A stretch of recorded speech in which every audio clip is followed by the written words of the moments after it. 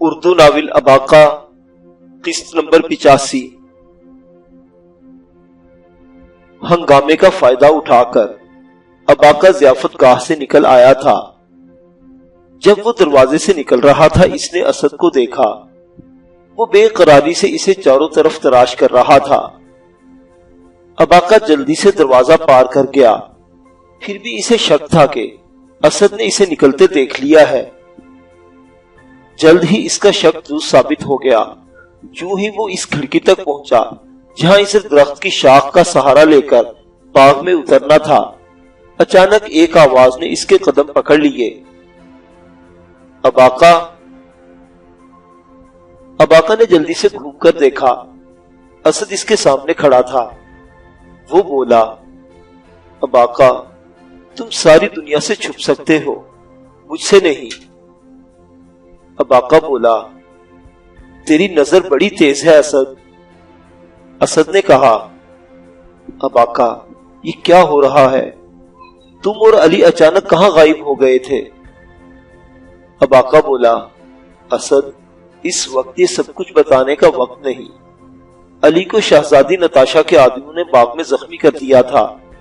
اس کی زندگی سخت خطرے میں ہے، ہمیں اسے ہر حال میں ڈھونڈنا ہے۔ تم یہ سب کچھ مائیکل کو بتا کر اس کی مدد حاصل کرو، میں بھی اپنے طور پر کوشش کرتا ہوں۔ اسد اباقہ سے بہت کچھ پوچھنا چاہتا تھا، لیکن وہ بہت جلدی میں تھا۔ ایک دو باتیں کر کے اس نے اسد کو خدا حافظ کہا اور پھر کھڑکی سے جست لگا کر درخت کی شاخ تھامی اور تاریکی میں گم ہو گیا۔ درخت سے اتر کر اباقہ باغ میں پہنچا اور احتیاط سے چاروں طرف دیکھنے لگا۔ اسے مہمان خانے کے ایک محافظ پر شک تھا کہ وہ حملہ کرنے والے سپاہیوں کے ساتھ شریک تھا۔ اگر کسی طرح محافظ سے مدبھیڑ ہو جاتی تو کوئی اہم بات معلوم ہو سکتی تھی۔ اباقہ وہاں تک بھی پہنچ سکتا تھا، لیکن اس وقت ان کوٹھریوں کے قریب 4-5 محافظ کھڑے گپے ہانک رہے تھے۔ اباقہ وہیں تاریکی میں چھپ کر ان کا جائزہ لینے لگا، لیکن ان کی گفتگو طویل سے طویل تر ہوتی چلی گئی۔ نہایت واہیات قسم کی گفتگو تھی۔ اپنی محبوباؤں کے بارے میں وہ انتہائی غلیظ زبان استعمال کر رہے تھے۔ ایک نوجوان اپنی محبوبہ کو شہزادی نتاشا کا ہم پلہ قرار دے رہا تھا۔ بالآخر کوئی 2 گھڑی بعد وہ وہاں سے ٹلے اور اباقہ ایک موہوم سی امید کے سہارے ان کوٹھریوں کی طرف بڑھا۔ 3 کوٹھریوں میں اباقہ کو مطلوبہ چہرہ نظر نہیں آیا، لیکن وہ ایک کوٹھری میں ایسی گفتگو ہو رہی تھی کہ اباقہ کے کان کھڑے ہو گئے۔ اباقہ تاریکی میں دیوار کے ساتھ چپکا ہوا تھا، لہٰذا اس کے دیکھے جانے کا امکان بہت کم تھا۔ کوٹھری میں جو افراد موجود تھے ان میں سے ایک مہمان خانے کا نگران اعلیٰ تھا، دوسرا بھی کوئی اعلیٰ افسر تھا۔ دونوں کے چہرے دھواں دھواں ہو رہے تھے۔ نامعلوم افسر نگران اعلیٰ کو کوئی اہم اطلاع دے رہا تھا۔ اس گفتگو میں بار بار منگول اور حملے کا ذکر آ رہا تھا۔ نگران اعلیٰ کی آنکھیں خوف سے پھیلتی جا رہی تھی۔ اباقہ کو وہ روسی زبان نہیں جانتا تھا، لیکن چند الفاظ اسے سمجھ آئے تھے، اور جو تاثرات اسے دونوں روسیوں کے چہروں پر نظر آ رہے تھے وہ اسے ایک بہت بڑے خطرے سے آگاہ کر رہے تھے۔ اباقہ نے دیکھا نگران اعلیٰ نے نہایت افراتفری میں اپنے ہتھیار سنبھالے اور ساتھی افسر کے ساتھ دروازے کی طرف لپکا۔ جو ہی وہ باہر نکلے اباقہ نے ساکت ہو کر سانس روک لی۔ وہ اس کے بالکل قریب سے ہوتے ہوئے استبل کی طرف بڑھ گئے۔ اباقہ نے کچھ دیر سوچا، پھر وہ بھی ان کے پیچھے لپکا۔ نہایت اعتماد سے وہ ان کے پیچھے ہی استبل میں گھس گیا۔ وہ دونوں اس قدر گھبرائے ہوئے تھے کہ ان سے کسی احتیاط کی توقع نہیں کی جا سکتی تھی۔ ان کی طرح اباقہ نے بھی استبل سے گھوڑا لیا۔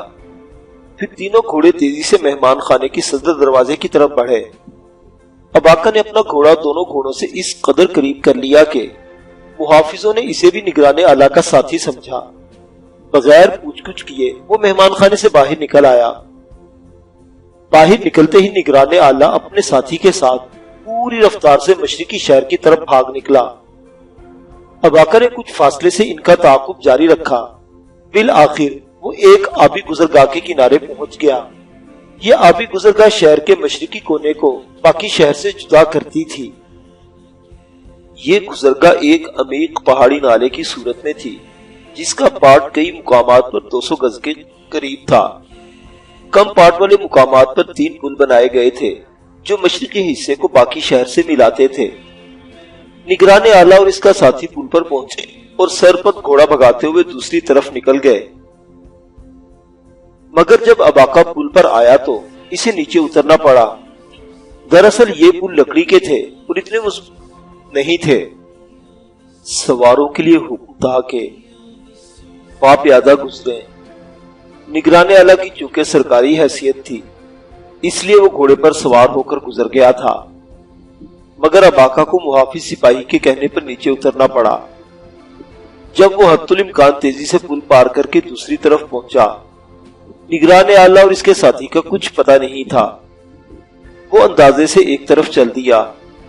راستے کے دونوں طرف اکا دکا مکان تھے، لیکن گنجان آبادی ابھی تک 3-4 فرلانگ کی دوری پر تھی۔ اچانک اباقہ کو آگ نظر آئی۔ اس آگ کی روشنی تاریک افق پر پھیلتی جا رہی تھی۔ اباقہ کو راستے میں چند افراد ملے جو بھاگتے ہوئے پل کی طرف جا رہے تھے۔ وہ سخت خوفزدہ نظر آتے تھے۔ ایک موڑ پر اباقہ کو نگران اعلیٰ نظر آیا۔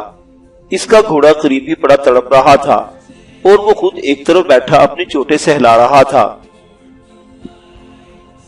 اباقہ نے گھوڑا اس کے پاس روکا اور کود کر نیچے اتر آیا۔ کیا بات ہے بھائی، گھوڑے کو کیا ہوا؟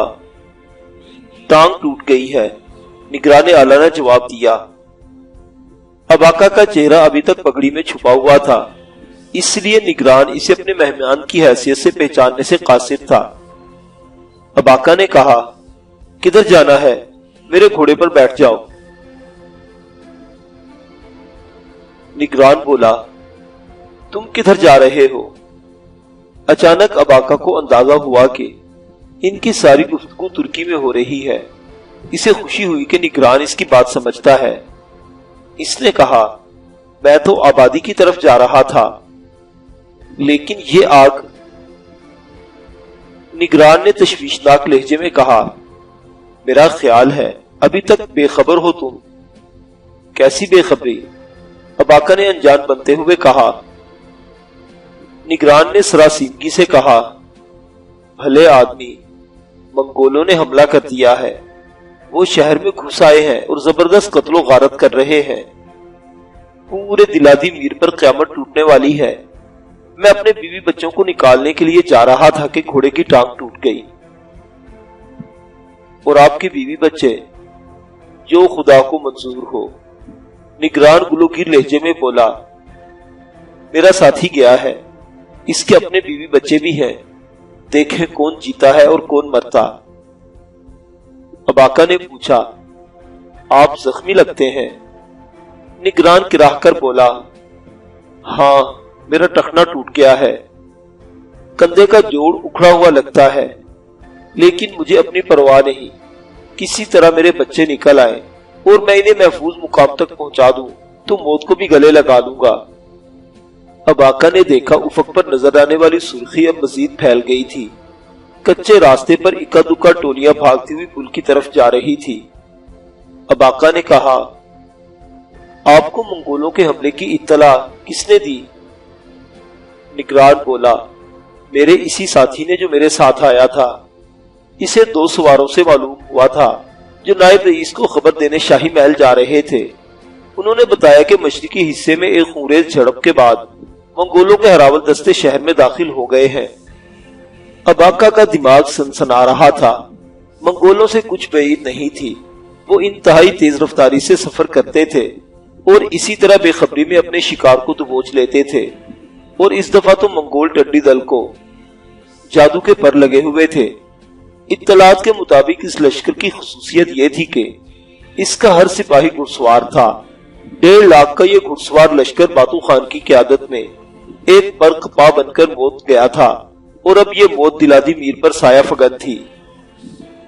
اگر واقعی ایسا ہو چکا ہے تو پھر دلادی میر کی یہ رات اپنی صبح سے محروم ہونے والی تھی۔ اباقہ نے نگران اعلیٰ سے کہا، محترم، میں ذرا آگے جا کر صورتحال کا جائزہ لیتا ہوں، آپ گھبرائیے نہیں، میں ابھی لوٹتا ہوں۔ نگران نے کراہتے ہوئے کہا، کیوں خامخواہ اپنی جان کو خطرے میں ڈالتے ہو؟ جاؤ کہیں اپنا انتظام کرو۔ اباقا نے کہا، محترم مجھے ابھی تک یقین نہیں کہ منگولوں نے حملہ کر دیا ہے، میں تصدیق کرنا چاہتا ہوں۔ پھر اس سے پہلے کہ اباقا گھوڑے پر سوار ہو کر ایڑ لگاتا، کہیں دور سے چیخو پکار کی آوازیں آنے لگی۔ چند ہی لمحے بعد گھڑ سوار سر پر گھوڑا دوڑاتے ہوئے نمودار ہوئے۔ نگران اعلیٰ اور اباقا کو دیکھ کر وہی رک گئے۔ ان میں وہ شخص بھی تھا جسے اباقا نے نگران اعلیٰ کے ساتھ کوٹلی میں دیکھا تھا، جو یہاں تک ساتھ آیا تھا۔ وہ چھلانگ لگا کر گھوڑے سے اترا اور نگران اعلیٰ سے بولا، گورکی، منگول جاسوسوں نے شہر میں قیامت برپا کر دی ہے۔ کیا مطلب؟ نگران اعلیٰ نے پوچھا۔ مطلب یہ کہ منگول حملے کی خبر افواہ ہے، مگر وہ افواہ اتنی تیزی سے پھیلی کہ لوگ خوف سے پاگل ہو گئے ہیں، ہر طرف افراتفری مچی ہوئی ہے۔ اور یہ آگ بھی اسی غدار ٹولے نے لگائی ہے تاکہ حملے کی خبر میں حقیقت کا رنگ بھرا جا سکے۔ اوہ میرے خدا! نگران اعلیٰ کے سینے سے ایک طویل سانس خارج ہوئی۔ اس کے انداز میں تشویش کے ساتھ اطمینان بھی موجود تھا۔ اس اطمینان کی وجہ ظاہر تھی، منگولوں کا خوف ہر آفت سے بڑا کر گمبھیر تھا۔ نگران کے ساتھی نے کہا، گورکی، میرا خیال ہے کہ کوئی سنگین حادثہ پیش آنے والا ہے۔ کیا مطلب؟ نگران گورکی کا چہرہ پھر خوف کی اماجگاہ بن گیا۔